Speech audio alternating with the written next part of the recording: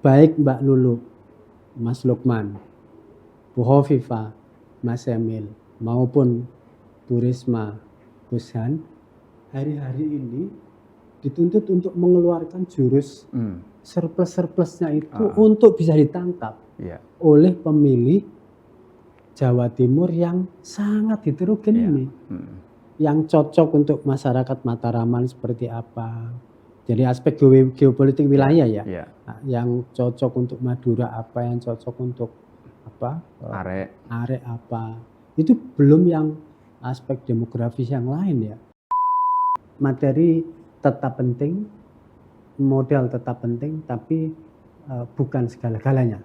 Bukan segalanya. Dibutuhkan komplement faktor yang lain yang saya sebut sebagai faktor gabungan itu.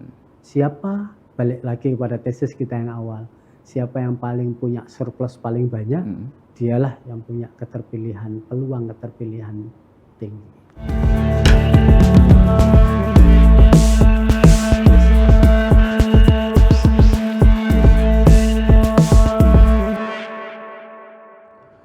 Assalamualaikum warahmatullahi wabarakatuh. Salam sejahtera untuk kita semuanya, Tribuners dan para pemirsa dimanapun Anda berada. Bertemu lagi dengan saya, Mujib Anwar, penanggung jawab tribunjatim.com dalam acara podcast politik Tribun Series Mata Lokal Jawa Timur.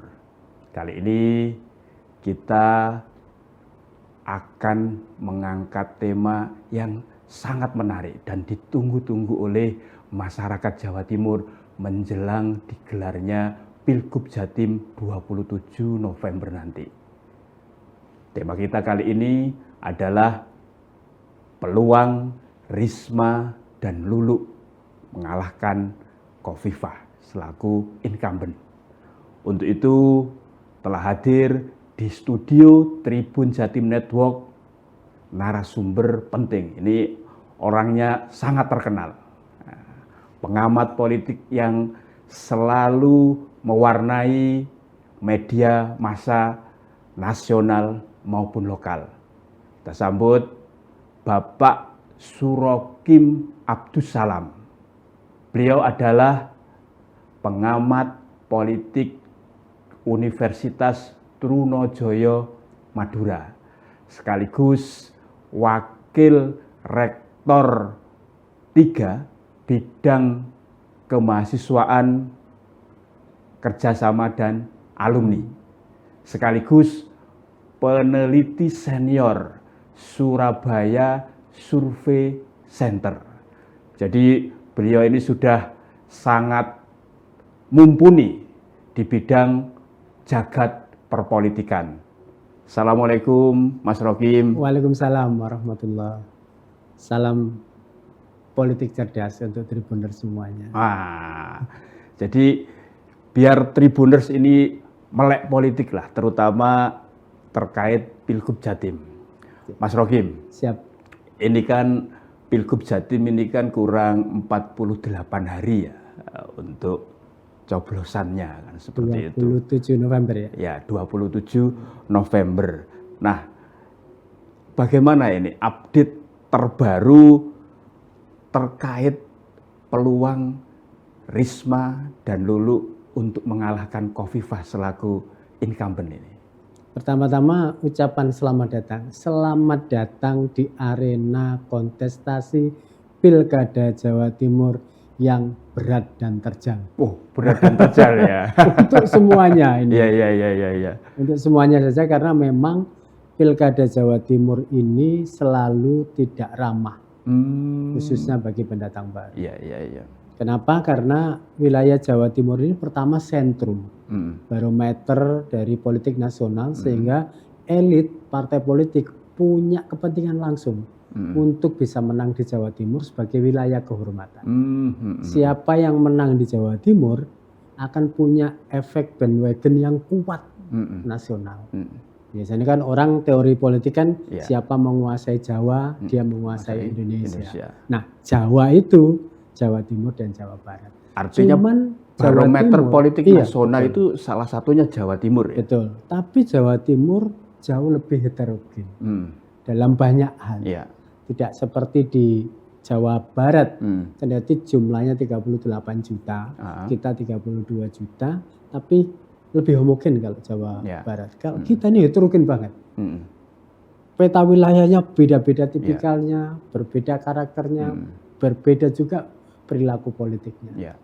Sehingga sering saya katakan, ya butuh malaikat-malaikat baru untuk bisa menang di Jawa Timur. Bahkan kalau tidak salah catatan saya, Bu Hovifah itu sudah 4 kali ikut ini Ya.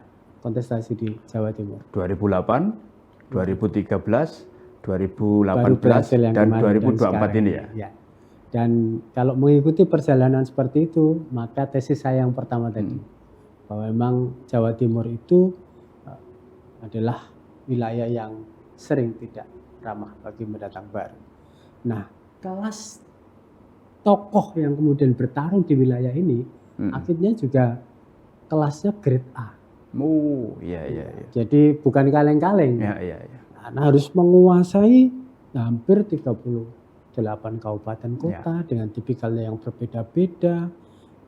Ada yang pedesaan yang ekstrim, desa banget di rural, ada yang kota metropolitan banget, ada yang di rural banget. Jadi kadang-kadang kita nih melihat Jawa Timur ini, ada yang kepulauan timur di Sumeneb sana, jauh dari akses publik.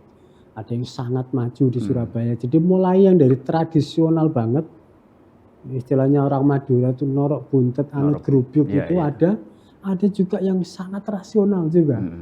Jadi kandidat itu harus jadi malaikat, kuat di wilayah perkotaan metropolitan. Ya, ini kalau kita bicara peta arek ya, di wilayah arek itu harus kuat, tapi di wilayah seperti Pandalungan, Pantai Utara, Madura, Mataraman juga harus kuat. Nah itu kan membutuhkan effort yang tidak mudah. Nah orang bisa sangat populer di perkotaan, tapi belum tentu juga bisa populer di pedesaan. Ya. Karena dan sangat heterogen tadi ya. Belum lagi kasus-kasus yang menimpa Jawa Timur, yang selama ini sudah tidak menjadi rahasia publik ya, bahwa ada Madura yang selalu unik dan khas. Bahkan jadi penentu juga ya. 10% itu kalau mereka yang tinggal di wilayah Madura. Tapi yang Pandalungan ini juga banyak yang suku-suku Madura. 20% itu kalau di total. Dan biasanya datangnya kotak suara paling belakang. Jadi kalau kompetitif kita baru tahu betapa sangat menentukan wilayah itu. Nah makanya kemudian saya sering mengatakan bahwa hanya tokoh-tokoh grade A dan punya pengalaman yang bisa menaklukkan Jawa Timur dengan baik gitu. Nah tentu ini butuh effort, butuh usaha yang tidak istilahnya butuh keseriusan yang luar biasa. Menyapa 32 juta pemilih Jawa Timur dalam tempo waktu sekarang tinggal 2 bulan ini ya tentu butuh effort yang luar biasa ya. Mas Rokim, siap. Dari 3 calon gubernur atau 3 pasangan ya. Pertama Lulu, Lukman, terus pasangan kedua Bu Hovifah Emil, dan ketiga Risma Gushan. Ini apakah kalau menurut hemat Mas Rokim memenuhi syarat rukun tadi, termasuk tokoh dengan kategori grade A dan punya sifat malaikat lah, karena ini tarungnya adalah di Jawa Timur yang notabene merupakan barometer politik nasional dengan heterogenitas masyarakat dan kulturnya serta wilayahnya yang begitu luas, terdiri dari dalam bahasa yang lebih sederhana mudah dipahami, kandidat-kandidat itu harus memiliki surplus yang lebih banyak. Memiliki surplus standar saja berat, tidak cukup untuk Jawa Timur. Jadi dia harus punya surplus yang lebih banyak. Ya atas Lulu dan Lukman misalkan ya. Ya, seperti semisal kalau kita lihat yang kan ada yang surplus yang teknis, yang non teknis ya. Oh dari aspek demografis begini, dari yang taruhlah surplus yang lain, misal dia latar belakangnya apa, Ya. dia dukungannya siapa, bahkan termasuk mungkin kita bisa menautkan ya, kira-kira Pilpres kemarin itu kandidat ini terafiliasi kemana. Nah itu juga bagian dari Ya. surplus non teknis yang saya yang ada di luar kendali. Ya. Jadi kandidat ini secara internal harus memiliki surplus, secara eksternal dia harus punya surplus gitu. Jadi dia punya sayap di organisasi apa, dia punya kompetensi di bidang apa, dan itu semuanya nanti akan jadi satu kesatuan yang membentuk apa citra diri pemimpin Jawa Timur yang saya katakan semua surplus tadi itu ya. Nah, sepertinya baik Mbak Lulu, Mas Lukman, Bu Hovifah, Mas Emil maupun Bu Risma, Gus Han hari-hari ini dituntut untuk mengeluarkan jurus surplus-surplusnya itu untuk bisa ditangkap oleh pemilih Jawa Timur yang sangat heterogen ini. Yang cocok untuk masyarakat Mataraman seperti apa. Jadi aspek geopolitik wilayah ya. Nah, yang cocok untuk Madura apa, yang cocok untuk apa? Arek apa. Itu belum yang aspek demografis yang lain ya. Jadi memang tidak sesederhana itu. Artinya seperti Bu Risma, mungkin kuat di wilayah kota Surabaya yang metropolitan dan urban. Pertanyaannya apakah juga Bu Risma punya kekuatan yang sama di daerah Pacitan atau mungkin di daerah Sumeneb atau Mataraman yang lain gitu ya. Demikian juga dengan paslon yang lain seperti Mbak Lulu mungkin ya sebagai pendatang baru yang mungkin relatif selama ini orang tahu di bawah kedua kandidat itu. Sehingga Mbak Lulu pun ya menurut saya harus super ekstra usaha untuk ya mengejar grade-nya tadi itu ya. Karena memang ya bahasa saya surplusnya tidak cukup satu. Jadi dibutuhkan surplus yang banyak. Baru kemudian bisa kompetitif untuk punya peluang menang di Jawa Timur. Termasuk harus surplus dari sisi finansial ya, karena itu untuk menjangkau wilayah seluas Jawa Timur dengan apa namanya 31,2 juta DPT pemilih ini kan sangat besar sekali. Jadi akhirnya siapa yang kemudian punya koneksi ya, apakah itu relawan, apakah itu partai politik, apakah itu organisasi sayap, bahkan termasuk yang suara-suara swing voter dan undecided voters. Kalau posisi hari ini Jawa Timur itu swing voternya kalau dibuat average ya masih 20%. Ya ada sebagian yang mengatakan masih 14%, ada yang 12%, ada yang 25%, tapi saya ngambil tengah-tengah kira-kira 20%. Rata-rata 20%. Ya. Dan angka golput kita yang nanti tanggal 27 itu tidak hadir di TPS, itu kisarannya selama ini kan 10 sampai 16 ya. Biasanya 15%. Jadi sebenarnya sedang bertarung di angka itu. Artinya ini saling berebut untuk 20% tadi ya. Itu yang menurut saya perlu usaha ekstra untuk bisa merebut angka itu, karena dalam bayangan saya tidak mungkin itu bisa diraih oleh satu paslon tertentu. Pasti punya ada gradasi sebarannya. Tinggal siapa yang dominan memperoleh angka itu.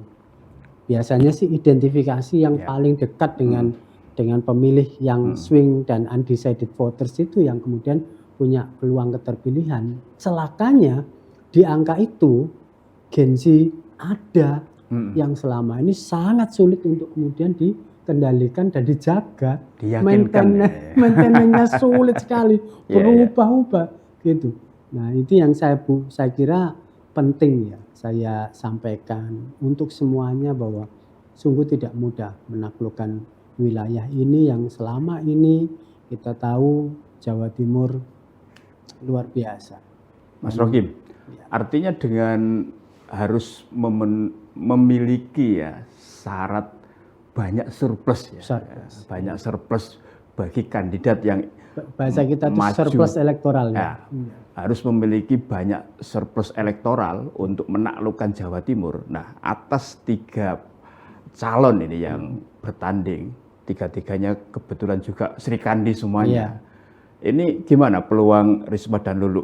Misalkan ini masuk sangat berat, agak berat atau mudah atau seperti apa kalau menurut hemat Mas Rokim? Karena semua ini Sri Kandi, sehingga gender tidak lagi menjadi masalah kan? Iya, karena sama ya. Sentimen itu sudah tidak berlaku. Sentimen gender tidak karena berlaku. Semuanya sudah perempuan. Tinggal kemudian nanti cagupnya semuanya perempuan, cawagupnya semuanya laki-laki dan milenial. Sudah ini. Jadi hampir mirip-mirip semuanya.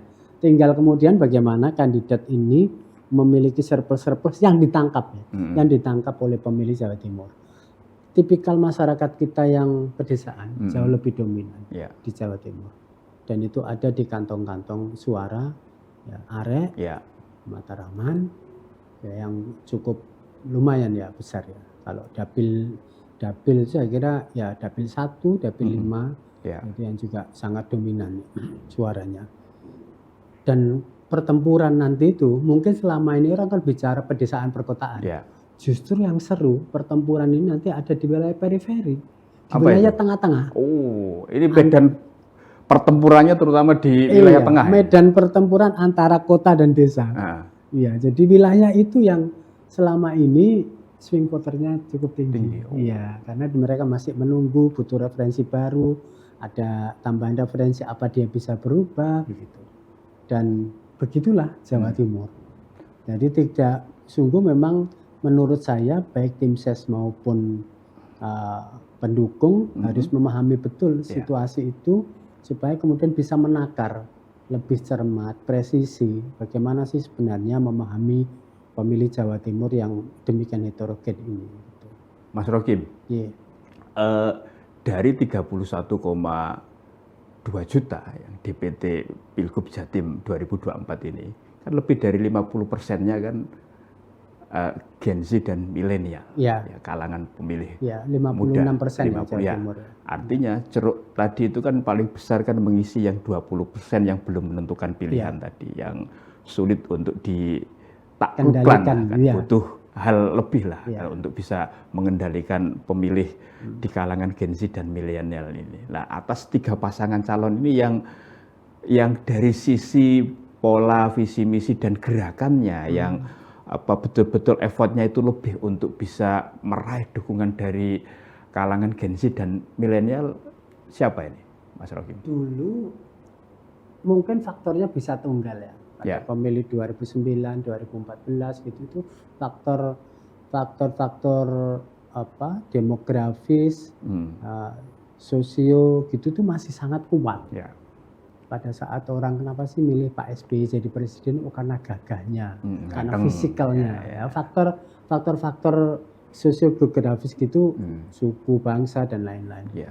Tapi seiring dengan munculnya fenomena Pak Jokowi, Pak Jokowi merakyat, badannya tidak setegap seperti Pak SBY gitu ya, performanya begitu, tapi dia terpilih jadi presiden hari. Muncullah teori baru psikologis yang kemudian menambahi bahwa seorang kandidat tidak hanya cukup kuat pada aspek sosio-demografisnya tapi juga psikografisnya. Pasca itu lalu kemudian orang melihat pertumbuhan pemilih rasional yang dari 20% menjadi 28%, akhirnya muncullah teori ekonomi politik choice itu yang kemudian melengkapi rasionalitas pemilih. Nah, kompleksitas itu akhirnya kemudian memunculkan teori omni itu di dalam politik. Jadi faktor gabungan. Jadi mereka yang secara sosiokultural demografis kuat, secara psikografis kuat, di level rasional choice juga kuat. Nah, mereka yang gabungan ini yang punya potensi menang di Jawa Timur. Jadi tidak cukup dia hebat dan kuat di rasional choice. Ini masih ada yang ini masih ada yang ini. Jadi pertimbangannya akhirnya menjadi banyak sekali. Makanya kemudian keterlibatan kandidat-kandidat di berbagai organisasi akhirnya menjadi penting ya. Yang menarik mungkin Mbak Lulu ya sama Bu Khofifah yang juga akan punya irisan yang sama, yang sama-sama dekat dengan warga Nahdliyin, tinggal nanti melihat relasi kuasa keduanya bagaimana jangkauannya terhadap pemilih Nahdliyin. Oke. Ya. Mas Rokim, ya kita juga tahu bahwa atas pemilih Nahdliyin ini ya dari jumlah penduduk Jawa Timur kira-kira kan sekitar ada yang bilang 80%, tapi yang moderat dari ini teman-teman ini sekitar 60%-nya itu kan Nahdliyin ya. Nahdliyin yang tergabung di organisasi itu. Tapi kalau yang simpatisan macam-macam ya kira-kira 80%. Jawa Timur melebihi angka nasional. Hampir selama ini di hasil survei kami di angka 80%. 78 persis. Atas kira-kira sekitar 78% itu ternyata kan kaum Nahdliyin semuanya. Ya. Sementara 3 calon ini kan semuanya punya kan juga irisan. Punya irisan dengan kalangan Nahdliyin. Ya. Nah, untuk berebut ceruk suara kaum Nahdliyin ini apa ini nanti jurus andalannya agar bisa meyakinkan dan dipilih oleh kaum Nahdliyin di Jawa Timur? Pemilih Jawa Timur Nahdliyin itu unik banget. Dulu kita memilih tipikal pemilih warga Nahdliyin itu tapi alal man'ut gitu ya. Sami'na wa ata'na. Sami'na wa ata'na gitu ya. Tapi faktanya moderat juga pemilih-pemilih Nahdliyin ini. Itu bisa terlihat dari pilihan mereka di Pilpres ya. Iya. Tidak selalu mereka yang kemudian punya irisan itu akan kemudian bisa menang di Jawa Timur. Bahkan yang menarik barusan saja terjadi. Ya. Pak Mahfud itu putra daerah asli Pamekasan. Madura lah. Madura. Ya. Tapi suaranya di Madura kalah jauh dari Pak Prabowo. Ketika Pilpres kemarin ya. Ketika Pilpres kemarin. Ya. Jadi itulah Jawa Timur. Nggak bisa kita kemudian kok bisa begitu ya. Mestinya dia orang NU harusnya milih orang ini, tidak begitu. Karena pemilih-pemilih Nahdliyin Jawa Timur itu punya pengalaman dari pemilu ke pemilu. Punya preferensi dan referensi yang senantiasa update, termasuk mungkin ya tidak sefanatik pemilih di Jawa Barat terhadap urusan moderasi pilihannya. Buktinya ketika Jawa Timur dipimpin oleh gubernur perempuan, tidak ada masalah. Itu kalau di Jawa Barat bisa beda urusan gitu. Tapi Jawa Timur ternyata bisa, Bu Khofifah itu bisa diterima. Bahkan sekarang 3-3-nya perempuan. Ya. Padahal fakta dan ini satu-satunya di Indonesia ya. Padahal calon semuanya ini kan perempuan semuanya. Tadi kita bicara 78% warga Nahdliyin yang memang sangat tradisional tapi faktanya moderat mereka. Nah itulah keunikan-keunikan yang mungkin orang kenapa kemudian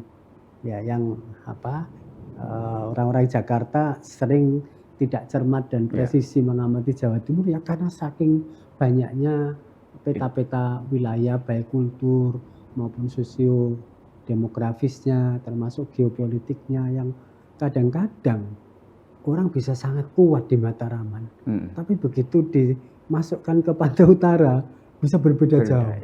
Demikian juga bisa kuat di Pantai Utara, belum tentu dia di Pandalungan bisa eksis dengan baik.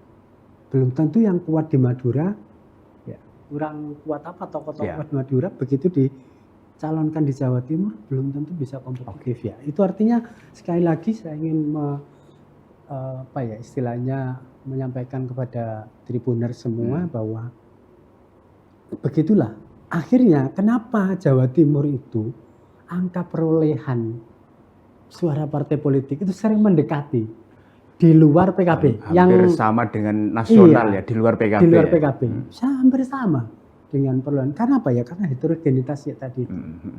Karena itu wajar kalau orang menganggap siapa menguasai Jawa Timur dia akan menguasai Indonesia. Tokoh-tokoh nasional itu banyak sekali. Jadi secara dilihat dari sejarah juga memang banyak sekali yang berasal dari Jawa Timur. Nah inilah yang membuat Jawa Timur ini sekali lagi ini medan arena yang sungguh maha berat saya katakan ya, dan butuh memang effort yang sangat kuat gitu ya.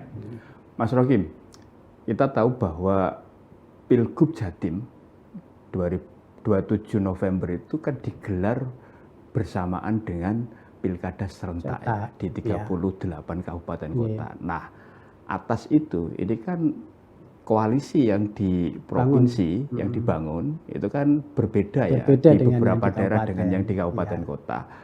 Nah, atas itu apakah ini juga nanti menjadi faktor lain yang menentukan suara yang akan didapat oleh pasangan calon?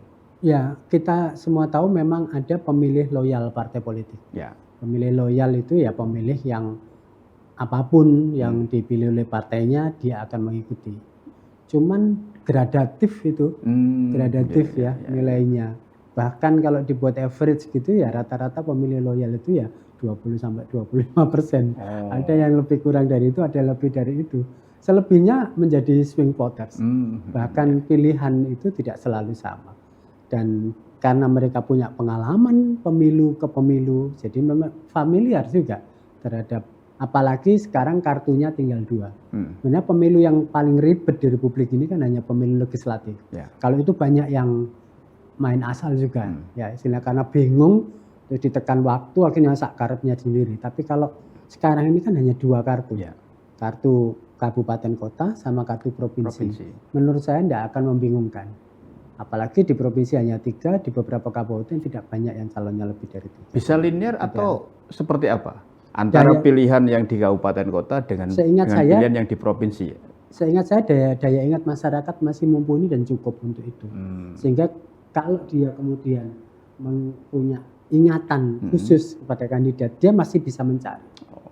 Nah, itulah yang kemudian ya bagaimanapun juga menyapa secara langsung, menyentuh pundak pemilih secara langsung tidak bisa dikalahkan oleh metode apapun dalam konteks pemilu langsung.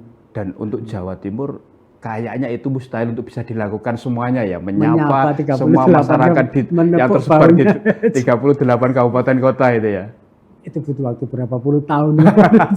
Sementara kampanyenya ini kan malah waktunya kan agak singkat ya dibandingkan dengan pilgub sebelumnya. Di dalam kontestasi pilkada itu ada yang namanya strategi darat dan ada yang namanya strategi udara. Ya karena tidak mungkin bisa menjangkau darat itu secara 100%, akhirnya kemudian optimalisasi perlu dilakukan di udara juga. Artinya melalui media massa, bisa supaya apa? Paling tidak bisa menjangkau publik, menyapa publik secara langsung. Jadi ya itu memang akhirnya kemudian sangat tergantung dari track record, perjalanan. Makanya ya dengan faktor-faktor seperti itu memang sungguh tidak ramah Jawa Timur ini.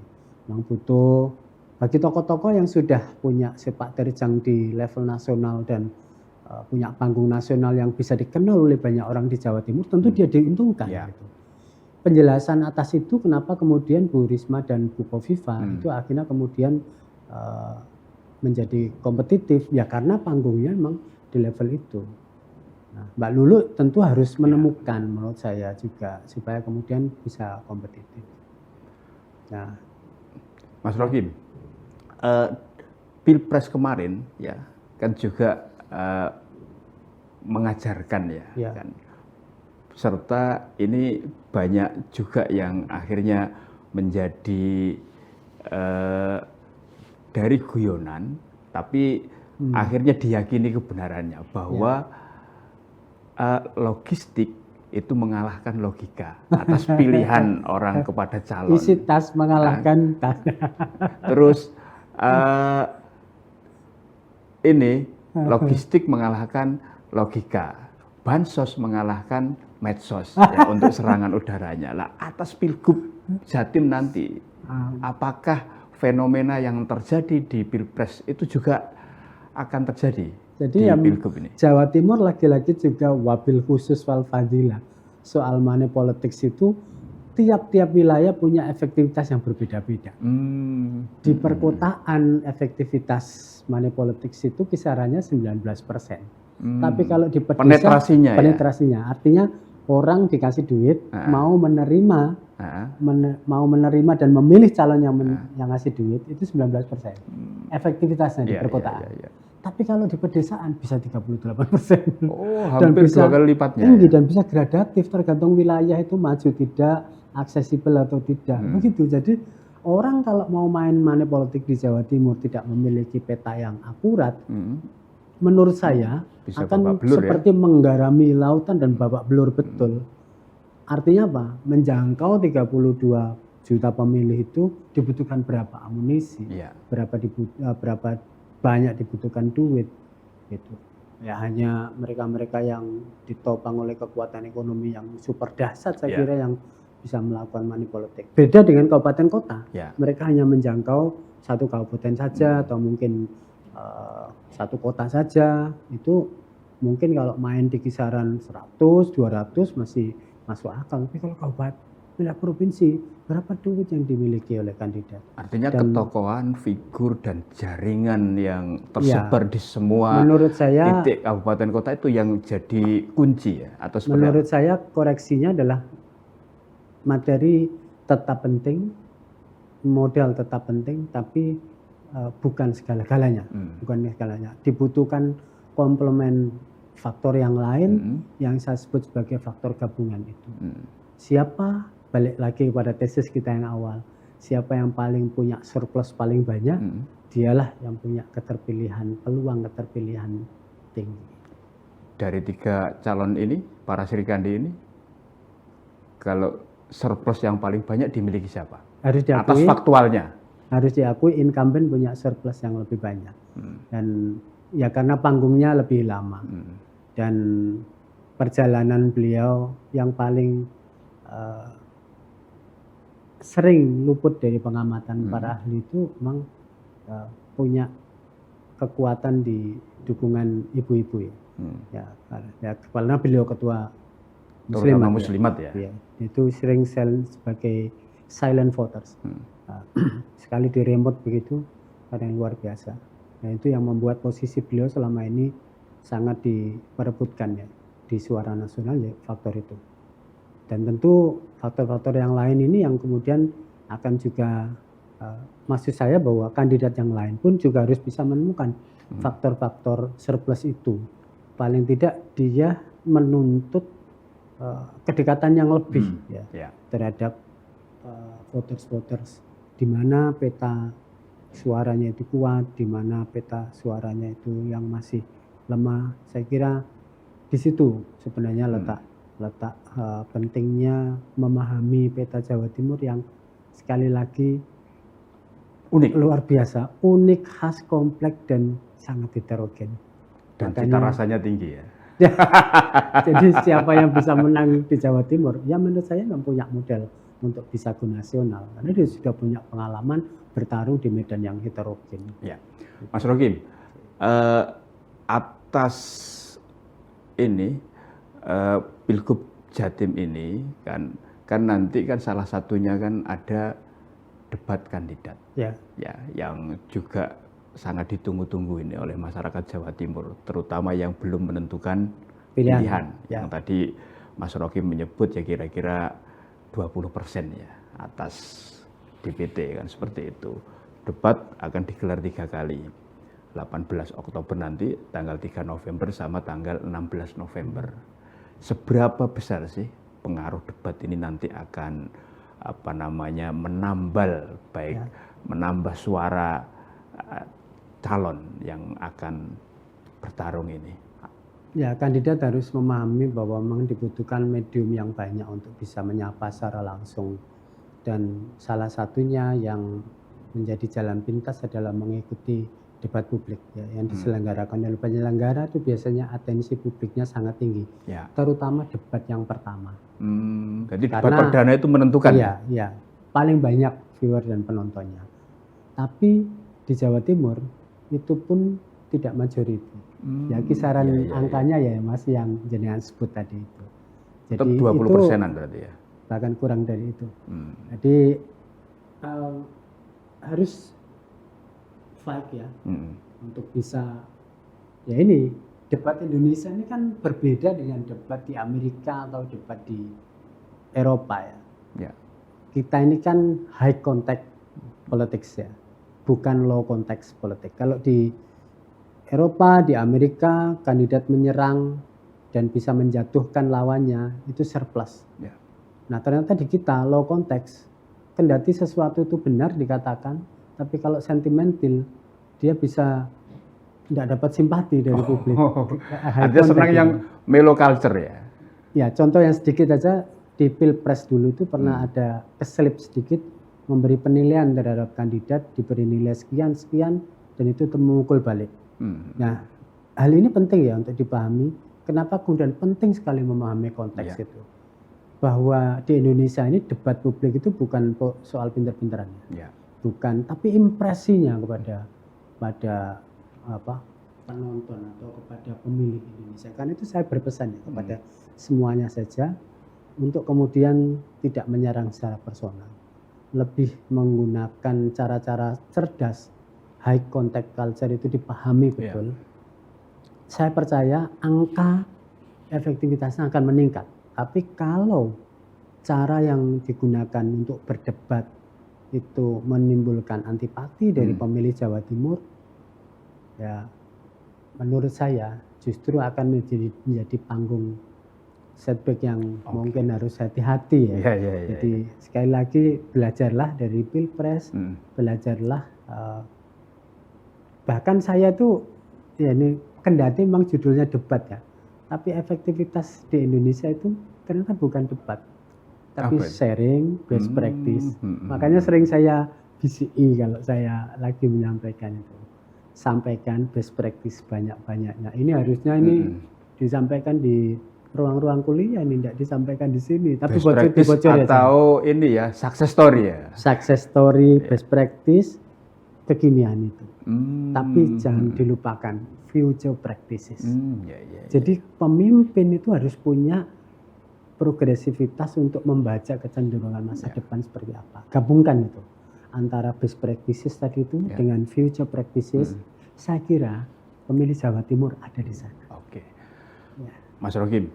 Mas Rokim ini kan juga peneliti senior ini di SSC ini.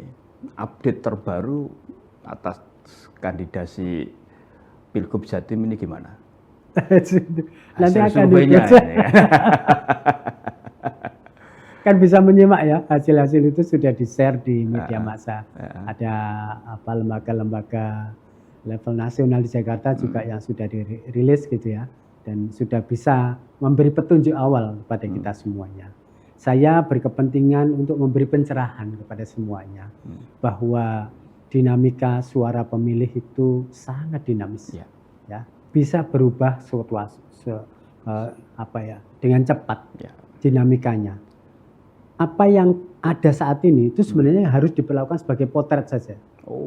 Potret saat ini, karena kan rilis atau mungkin hasil dari survei itu kan direkam pada saat ini, 2 minggu atau 3 minggu yang lalu, ya biasanya begitu. Nah, kedepannya seperti apa? Tapi bagi kandidat sebenarnya hasil-hasil survei seperti itu harus menjadi bahan bersama. Jadi tidak boleh main baper-baperan kalau kemudian meskipun suaranya kecil di survei itu tidak boleh baper. Tidak boleh baper, justru harus berterima kasih. Dengan begitu dia bisa menambah, bisa memperbaiki. Yang menentukan tentu saja 27 November. Karena itu harus jadi istilahnya kalau orang sih memberi catatan, memberi istilahnya sebaiknya kamu begini. Jadi tidak boleh baper menurut saya. Saya percaya bahwa kandidat-kandidat itu sudah berpengalaman dalam membaca hal-hal seperti itu, dan kalau sudah berani ikut kontestasi mestinya harus elegan. Saya termasuk tipe orang yang sangat meyakini Jawa Timur itu sangat high contact culture, high contact politics. Terakhir, Mas Rokim. Atas majunya 3 Serikandi ini, yang satu pasangan nomor 1 kan diusung oleh PKB, pasangan nomor 2 kan diusung oleh gabungan 16 partai ya, 15 per 1 plus 1 partai prima itu kan 16. Terus pasangan nomor 3 kan diusung oleh PDI, Hanura dan Umat ya kan, seperti itu. Nah, atas ini kira-kira ini nanti menjadikan konstelasi atau suhu politik di Jawa Timur itu panas anget atau adem ayem. Tidak seperti ketika Pilgub 2018, 2013, bahkan 2008 yang sampai digelar 3 putaran. Atau seperti apa menurut hemat Mas Rohim? Ya, kalau melihat waktu yang tersedia, ya ini lagi-lagi kita membaca ya apa yang menjadi trennya. Saya pikir kompetisi ini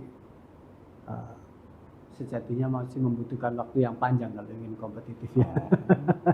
Nah, ini pertarungannya itu ketat dan keras itu ya. Karena waktunya ini terbatas dan tinggal 2 bulan lagi bahkan kurang dari itu, ya memang ada variabel waktu yang terbatas ini. Nah, kesempatan 2 bulan ini momentum itu akan berpihak ke siapa? Itu nanti akan jadi variabel juga. Momentumnya kepada siapa? Sepanjang tidak ada hal-hal yang sifatnya force majeure, menurut saya apa yang bisa kita lihat saat ini kurang lebih akan memberi gambaran pada kita di 27 November nanti. Tapi yang namanya dinamika politik, hukum dan lain-lain itu kan kadang-kadang unpredictable ya. Yang ada faktor-faktor yang di luar kendali kita yang kadang-kadang kita tidak menguasainya.